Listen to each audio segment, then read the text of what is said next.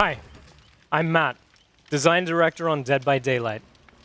I work with the creative director and the game design team to bring you guys amazing licensed and original chapters, killer updates, perk adjustments, accessibility features, and more.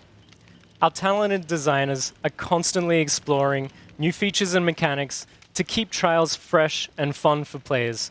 And I'm super excited about some of the things that we have planned for the future of Dead by Daylight. Today, I'd like to talk a little bit about live design. For a game that's been out for the last 5 years, live design has become an important part of our process of updating and maintaining the game, delivering new experiences, fixing exploits, improving quality of life, and generally attempting to make the game feel fairer for everybody.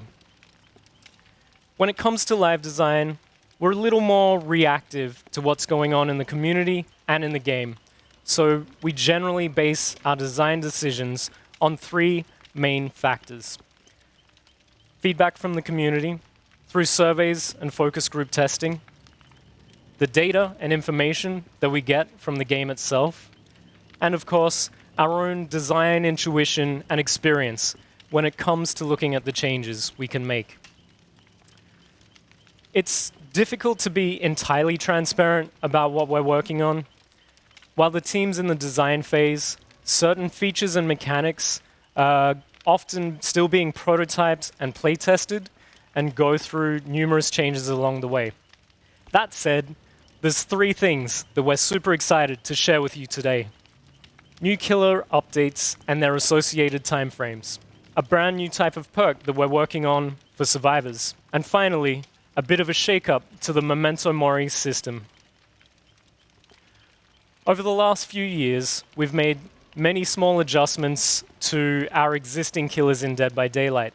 Some of our killers have had even more significant updates to their powers and abilities, such as the Doctor's Static Blast, the Clown's Afterpiece Antidote, and of course, the extensive overhaul of the notorious Freddy Krueger way back in 2019.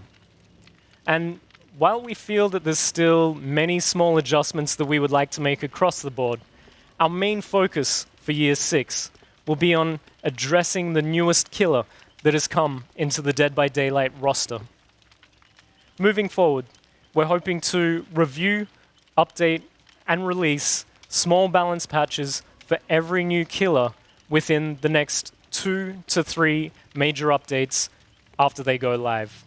And that is, of course, on top of any hotfix adjustments that we may make along the way.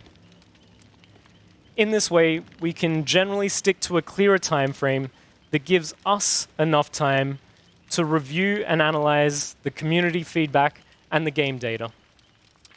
Soon, when players see that a new chapter is out, they'll also be able to expect some balance changes, value tweaks, and small quality of life improvements for the previous killer in that same chapter or the mid-chapter patch after. We're also working on a brand new type of perk, something that we haven't done for a while. Unlike Hex Totem perks and Obsession perks, this new type of perk is for survivors, and we're hoping that it will introduce some really fun and interesting gameplay moments for survivor fans. Boon Totem perks will give a brand new interaction to survivors standing next to a dull totem in a trial. I can't go into the full details about how all this works right now, but we are very excited about the interesting new strategies and gameplay that this will bring to the game. Not only will it give fans something new and interesting to play with, but it will also give us, as game designers, the opportunity to come up with creative new perks in the future. And we're looking forward to releasing the first of our Boon Totem perks in an upcoming chapter.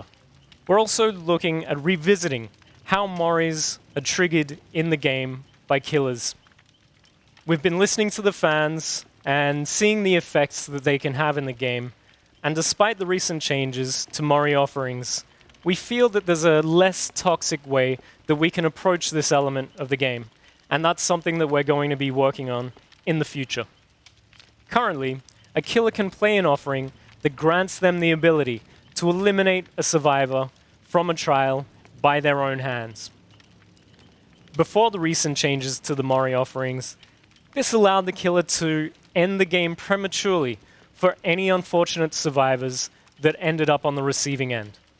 We're discussing a new approach now to triggering Moris that is no longer based on playing an offering, but rather integrated into the core gameplay of the trial.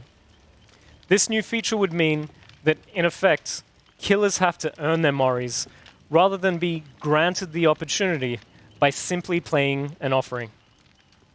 We're looking to move away from the perception of Moris being a toxic part of the game towards something that's seen as more of a natural progression of the trial.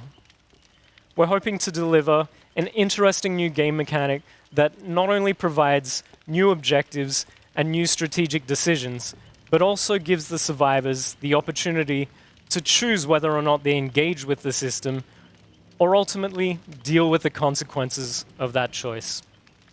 Again, I can't go into too many details right now as it's still in the very early stages and is likely to go through many significant changes before it's ready for release. Having said that, this is a feature that we, the Dead by Daylight design team, are really excited about prototyping and playtesting, and we can't wait to see your reactions once it hits live servers. As a small bonus, we're also looking to prototype an update to the key item in the game, and this would tie in directly with the Mori system gameplay, so look out for that one as well. Well, that's it from me. We'll have more on how these elements are developing over the coming year, so keep an eye out for news and updates. And thank you for your continued support over the last 5 years.